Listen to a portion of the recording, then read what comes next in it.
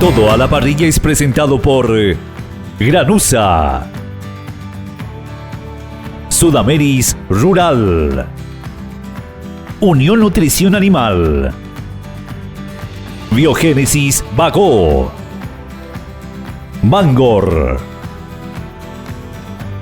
Indaval Balanceados, Conte Bienes Raíces, Minerva Foods, Nutroeste, Grupo Gecal, Perusa Negocios. ¿Qué tal, amigos? El gusto de reencontrarnos en esta nueva entrega de Toda la Parrilla. Cristian Heinze, que nos va a acompañar en el programa de hoy. Vamos a hablar de agricultura, de la sinergia agricultura-ganadería, de la producción de soja, de arroz, también de la recría y de la invernada. Ya comenzamos, amigos, Toda la Parrilla, como siempre, aquí desde Alma.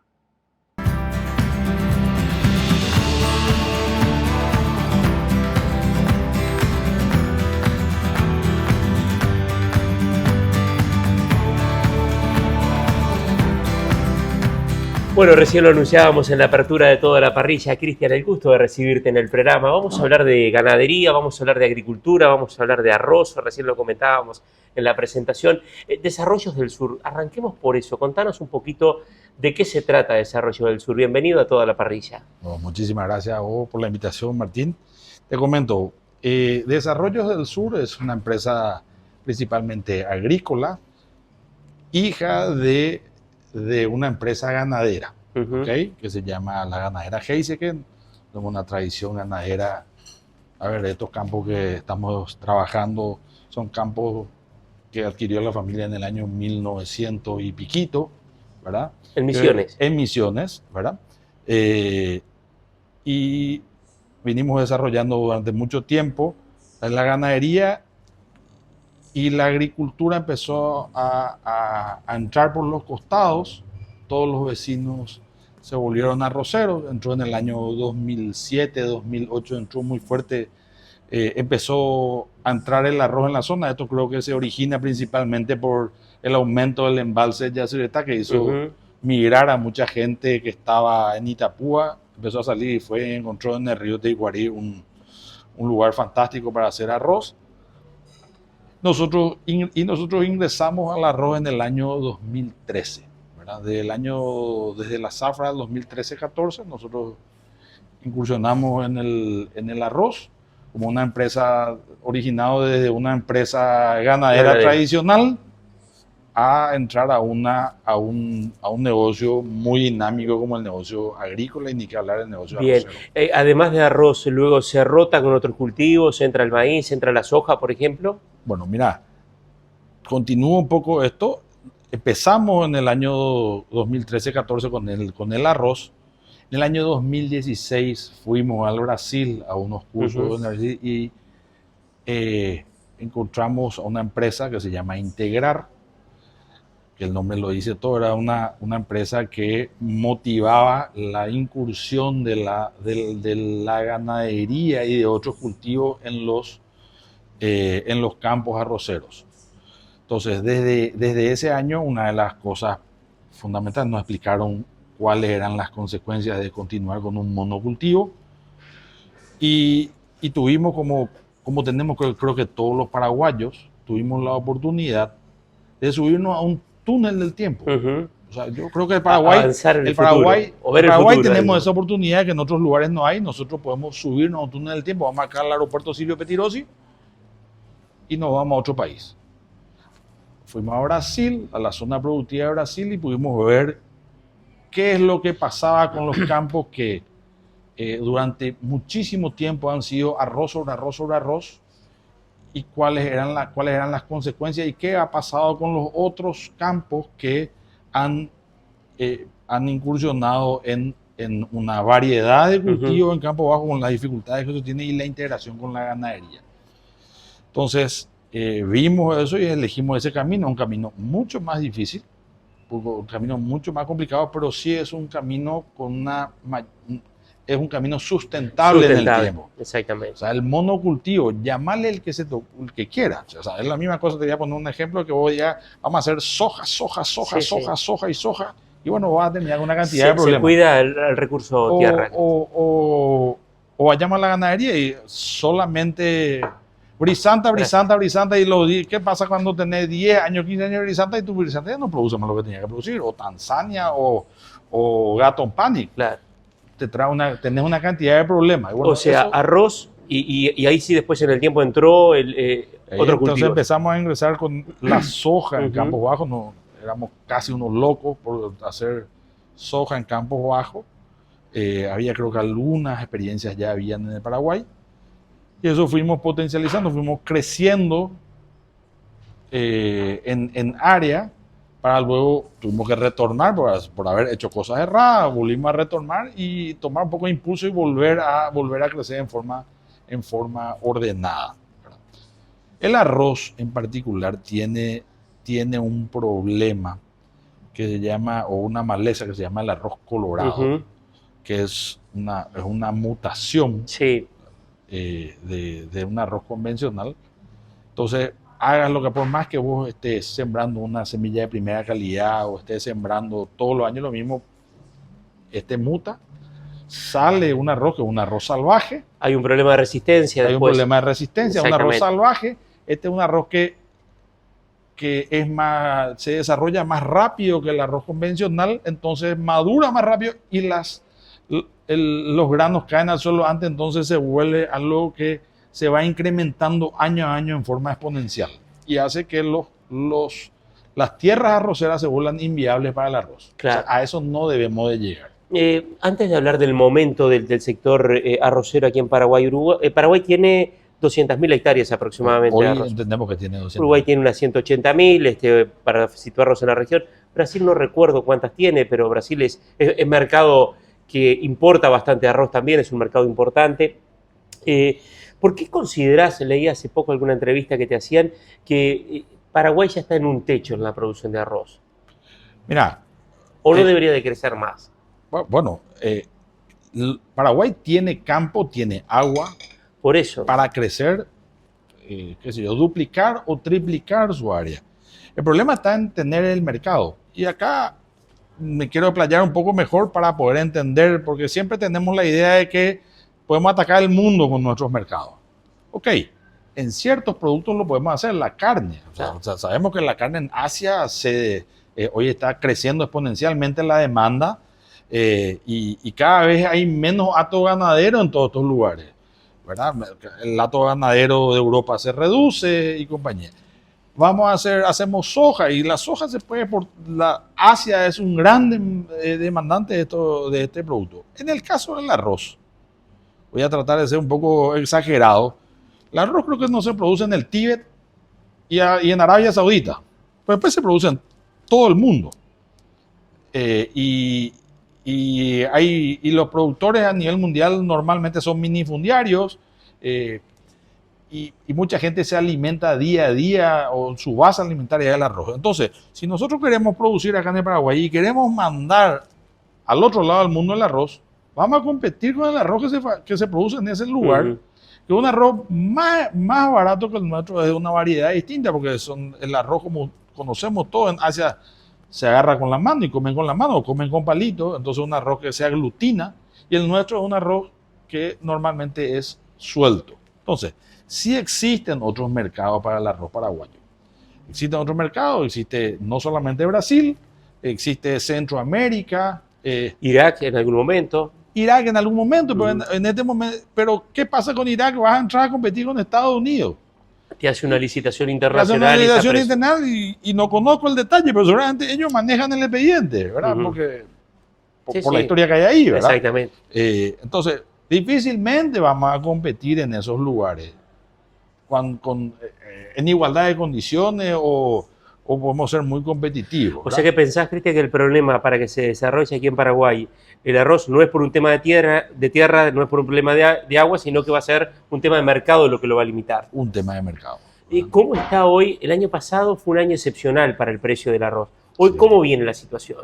Hay que entender qué pasó el año pasado, ¿verdad? El año pasado hubo una tragedia en Río Grande do Sur. El 80% del arroz, para poner un número aproximado, el 80% del arroz que se produce en el Brasil se produce otra vez en Río Grande do Sur y ellos tuvieron una zafra catastrófica donde creo que el menor de los problemas fue el arroz. O sea, una catástrofe, ¿verdad? Nosotros también tuvimos unos eventos climáticos muy importantes, que fue el río Teguiguarí, que se inundó gran parte. Por suerte, el río Paraguay, la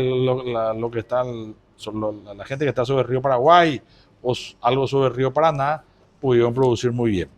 Entonces, eso hizo que haya una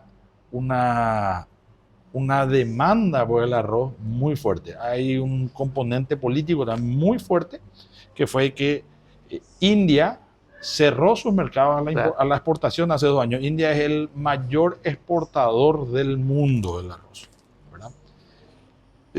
Te voy a hacer una aclaración para que se pueda entender un poco esto mejor. El 90% de la producción del arroz mundial se consume dentro del mismo país. ¿Qué quiere decir esto? Que, ejemplo, lo que se produce en China se consume principalmente en China, lo que se produce en Pakistán se consume principalmente en Pakistán, y solamente los saldos son las exportaciones, los excedentes son exportables. Eso no representa más que el 10% del comercio mundial.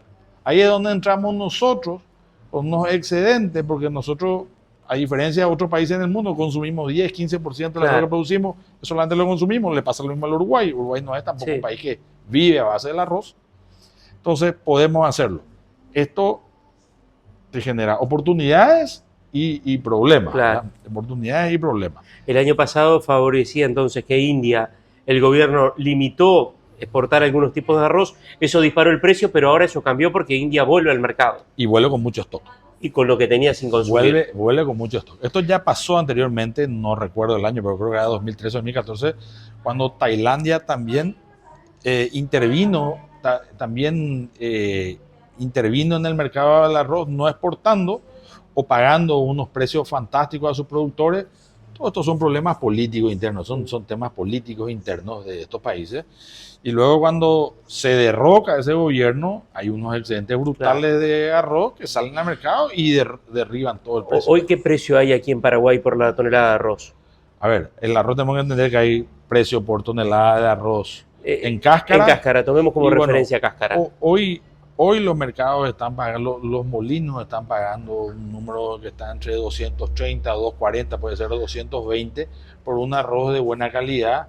11, 12 dólares la bolsa de 50 kilos.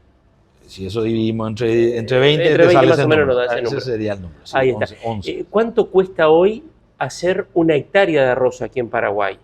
Bueno, lo que tiene el arroz en el Paraguay, que tenemos que primero generar toda la infraestructura del arroz. La inversión es alta. La inversión que requiere del movimiento del suelo y toda la estructura del arroz, estamos en un número de aproximadamente $1,000, $1,100 por hectárea. Hay que invertir sobre ese campo. Luego está todo el esquema, todo lo que vos tengas que poner para desarrollar el cultivo, ¿verdad? Entonces, y ahí tenés un valor que está en el orden de los $1,400, $1,500 por hectárea, solamente de lo que cuesta ese cultivo. Claro. A eso tenés que agregarle lo que vas a amortizar ese año, ahí te sale ese número. Entonces, ¿Y es rentable, Cristian? Sí, sin duda. ¿Con $12, 11 es rentable? Mira, va a ser rentable en la medida en que haya una mayor producción por hectárea. Mejorar el rendimiento. Mejorar el rendimiento por hectárea. Y ahí tenemos puntos importantes que hay que entender, que Uruguay tal vez tenga unos costos mayores, Brasil tenga unos costos mayores, pero por la ubicación geográfica y climática, ellos producen más toneladas por hectárea de lo que nos producimos nosotros. ¿Qué promedio hoy tiene Paraguay? Mira, yo te diría que, a ver, ¿en qué número está ese 30-40% de gente que produce muy bien?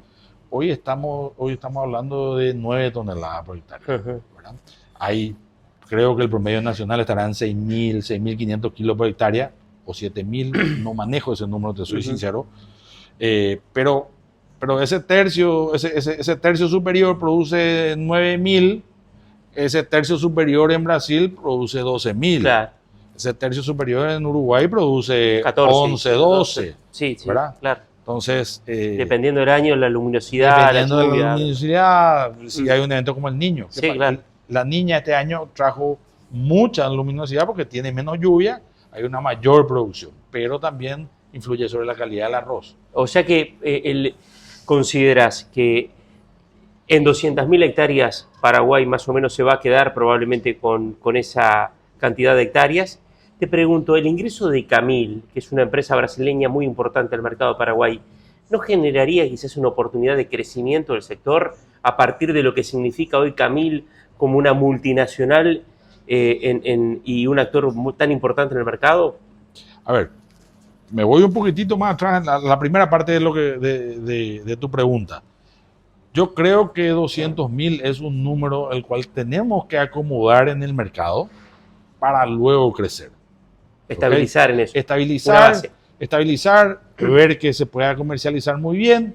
Camil, el ingreso de Camil es un tema muy importante. Camil, para los que no conozcan, es la arrocera más grande de Latinoamérica. Tiene presencia prácticamente en toda Latinoamérica y eso implica que tiene presencia en Uruguay, en Brasil sin duda, tiene presencia en Chile, en Perú, que es un mercado premium, y creo que otros mercados más. Entonces, el que ingrese Camil a Paraguay creo que genera un movimiento muy importante para que los mismos molinos que anteriormente estaban trabajando en el mercado y eran proveedores de Camil den una o dos vueltas de tuerca para buscar mayor eficiencia. Y también creo que eso hace que otros jugadores, otros players importantes de Brasil miren Paraguay como un lugar, como diciendo, che, si está Camil, de repente están obligados ellos también a estar, porque si no Camil agarra una posición que ellos no tienen, se quedan afuera. Te hago antes, ya no vamos a ir al corte y vamos a hablar algo de ganadería, porque está bueno también profundizar en esto, y también algo de deforestación, porque aparece la forestación como una alternativa también a los sistemas aquí de Paraguay. Con la soja en los Campos Bajos, ¿cómo les va? ¿Ha sido buena la experiencia? Mira, la soja en los Campos Bajos ha mostrado que primero que llegó para quedarse. Hay unos rendimientos fantásticos en ciertos lugares. En este momento? Mira, nosotros hoy en día estamos teniendo parcelas con 4.500, 4.800 kilos por hectárea y también tenemos parcelas con 1.000 kilos por hectárea. Es todo aplicación de know-how, es solucionar ciertos problemas, generar para ciertos lugares materia orgánica y condiciones para que esto funcione, pero también ha mostrado un poco que donde tenemos ya tierra madura y desarrollada, está llegando a estos niveles. Bien. Vamos a hablar algo de ganadería, si te parece, Cristian. ¿Cómo ya no? Seguimos aquí en Toda la Parrilla y vamos a seguir picando algo, disfrutando aquí en Alma, como siempre, que nos recibe para compartir el programa. Ya seguimos en Toda la Parrilla.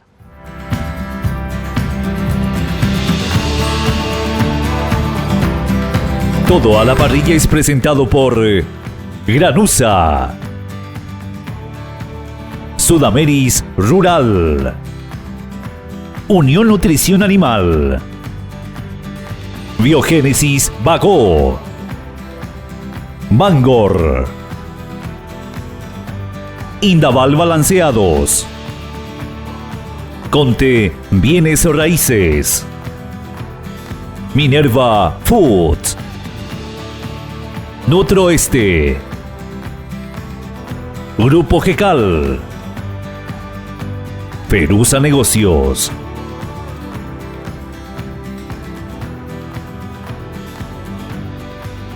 Bueno, Cristian, seguimos conversando, habíamos estado hablando, agricultura, arroz, soja, y mencionabas que entra la ganadería. Bueno, históricamente quien estuvo primero fue la ganadería. Claro. Contanos un poquito cómo juega la ganadería y ya hablemos un poco de lo que es el negocio hoy. En el sistema agrícola, arroz, soja, ¿qué papel cumple la producción con vacunos? Bueno, primer punto ha sido, por un tema cultural, ha sido una competencia interna dentro de la empresa. Me imagino no es fácil. No es fácil. Esa decisión. No es fácil esa decisión y también es un pensamiento generacional, ¿verdad? Como yo siempre digo, hay gente que entiende que sos ganadero. Esto es un pensamiento súper personal. O le preguntás a alguien que está en el campo y te dice, yo soy ganadero. Y no es cierto.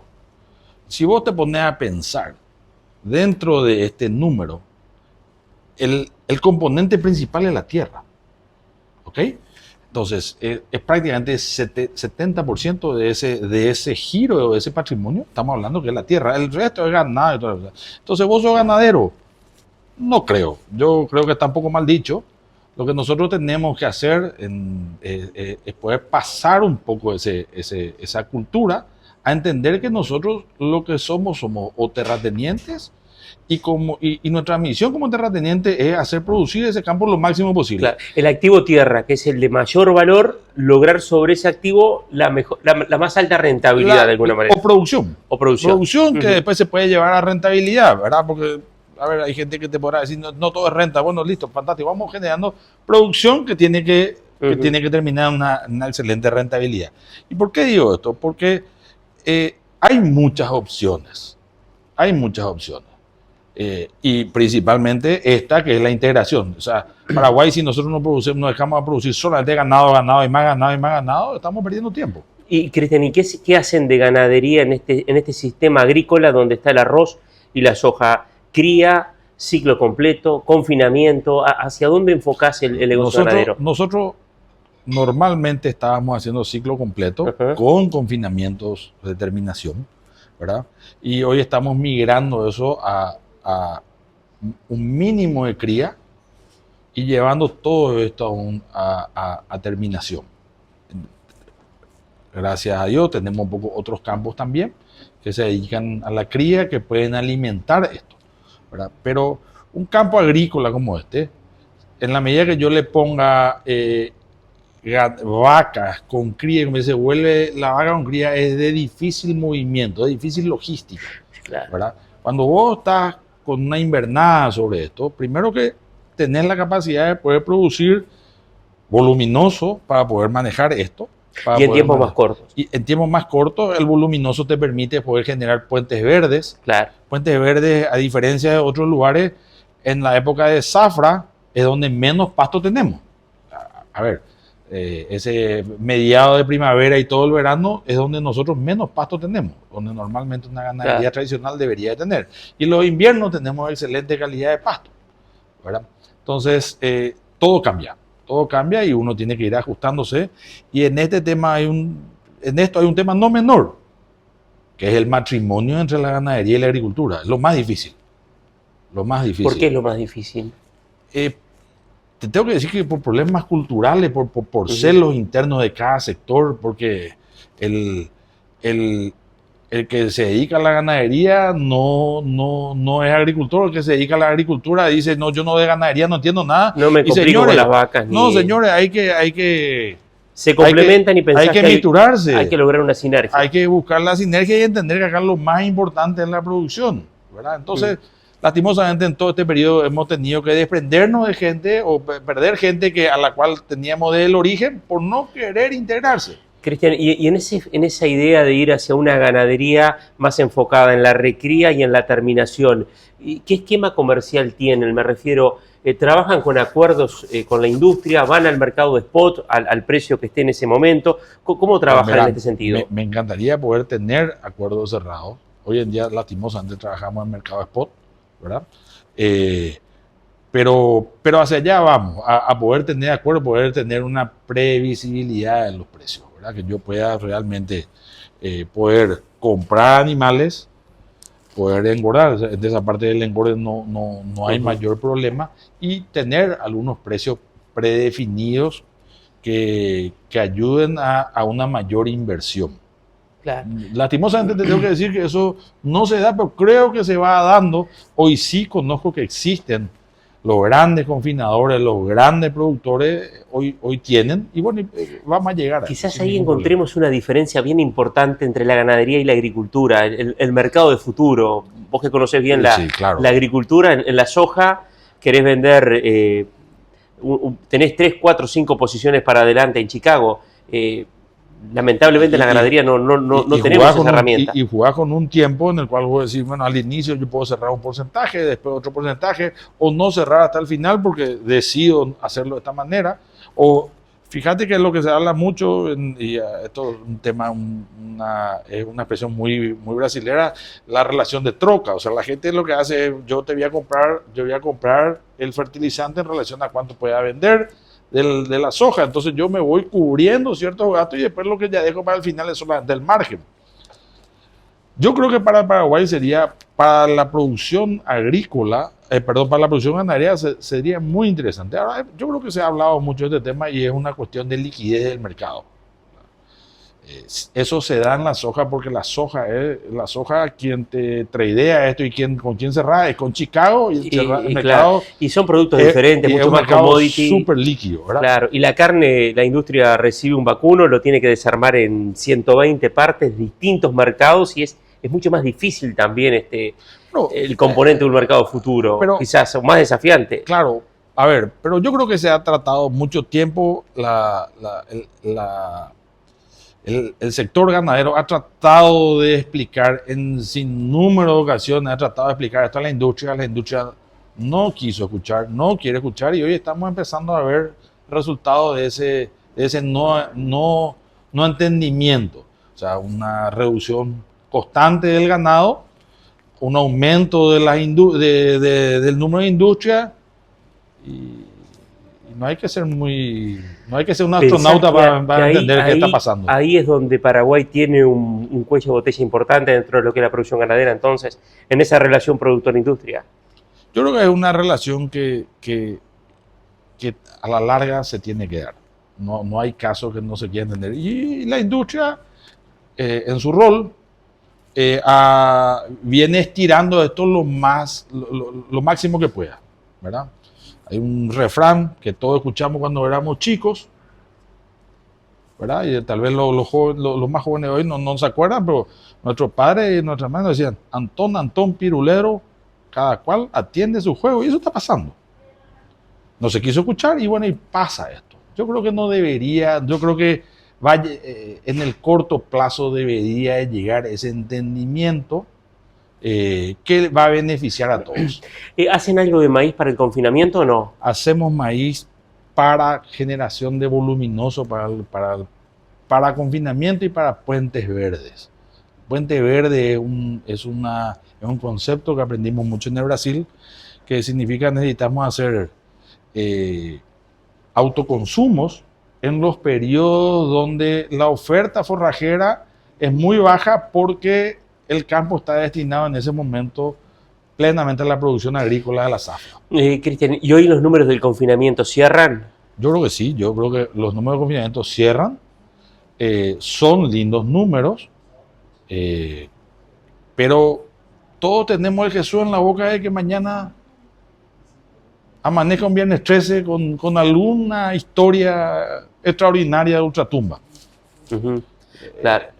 Es un negocio, vuelvo a repetir, que necesita un poco de previsibilidad y eso va a ayudar a todo el rubro. Te pregunto por el tema de la forestación. Está, bueno, la planta que se está construyendo, uno ve y hay un movimiento importante en un sector que es nuevo y para Paraguay. ¿Qué expectativas tenés con respecto a la forestación?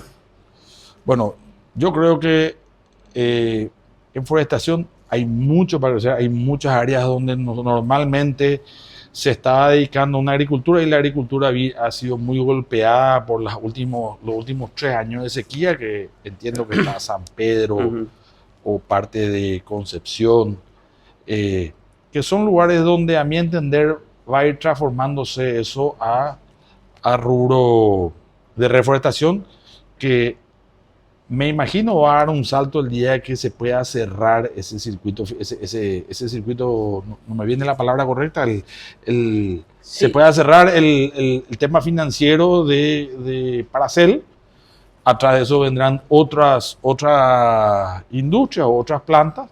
Paraguay tiene un potencial brutal para esto, ¿verdad? Uh-huh. Mismo en el sur del país, para los que no conocen, Itapúa, Misiones han mostrado una, creo que Cazapá también, una actitud fantástica para la reforestación. Y bueno, Brasil Y Uruguay nos ha mostrado un poco lo que cambia, cómo, Sí, cómo cambia el panorama. En ¿verdad? Uruguay hoy hay 4 millones de hectáreas con aptitud forestal, 1 millón ya se plantan, 3 plantas de celulosa funcionando, y hoy el productor que decide hacer bajo de un régimen de arrendamiento, de alquiler de campo, forestación, tiene una renta, dependiendo de la ubicación, pero 180, 200 dólares por hectárea, que es superior a una renta ganadera que anda en el entorno de los 90 dólares. Claro. Campos que además no son los campos de punta, por supuesto. Claro, que creo que pasa también en Paraguay, todavía no se dan esos números. Claro. Todavía no se dan esos números. La gente está siendo un poco escéptica a que si yo tenga que cerrar un contrato con una empresa que me dice, che, cerrame a 14, Sí, 21 claro. o 29 Cuesta. o 28 años, donde somos un país que no tenemos esa tradición Claro. de pensar a tan largo plazo. Cuesta el cambio de la ganadería a la Y- agricultura, mucho más va a costar este otro. Calcular. Sí. Y que otra vez que me digan que el precio sí lo vamos a fijar hoy, pero tenemos unas modificaciones que vamos a hacer según el IPC de los Estados Unidos. Sí. Digo, señores, yo creo que ya pasó esa etapa, ¿verdad? O sea, a ver, todos estamos con acceso a la información, sabemos lo que se paga en Mato Grosso Sur, sabemos lo que pasa en el Uruguay, y bueno, creo que también eso va a pasar en la medida que se puedan lograr se pueda cerrar esta estructura financiera de Paracel y va a empezar a acontecer negocios que hoy en día no pasan. Cristian, ha sido un gusto que nos acompañes hoy aquí en Toda la Parrilla. Se nos fue volando el programa y bueno, vamos a seguir conversando de todo esto muy pronto. Gracias por quiera, acompañarnos. Un placer. Un Muchísimas gusto. gracias. Ya seguimos, o mejor dicho, seguimos preparando con todo el equipo el próximo programa. Nos vamos, cerramos Toda la Parrilla. Que tengan todos una muy buena jornada.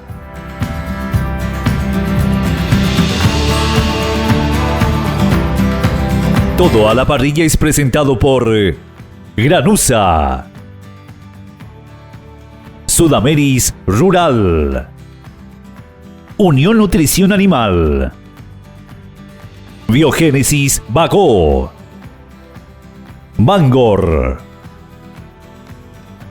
Indaval Balanceados, Conte Bienes Raíces, Minerva Foods, Nutroeste, Grupo Gecal, Perusa Negocios.